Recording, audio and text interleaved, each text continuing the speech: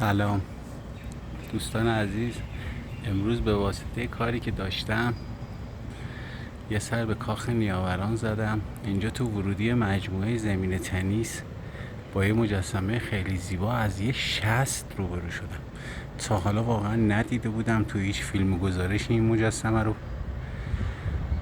جنسش از برنزه و به شدت ظریف با در واقع با جزئیات خیلی زیادی ساخته شده. متاسفانه روی ناخن این اثر جای چند تا یادگاری از یه سری آدم بی‌مبالات هست که خیلی متاسفم از این بابت که اینا رو اینجا میبینم. ولی اون چیزی که برام خیلی جذابه در واقع جزئیات این انگشته که به شدت زیبا به نظر میاد. فکر میکنم که انگشت خود سازنده است و اثر انگشتی که روی این اثر هست ظاهرا اثر انگشت خود سازنده است.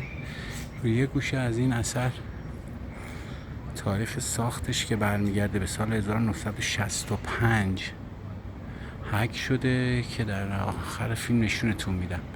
ظاهرا جنسش از برنزه.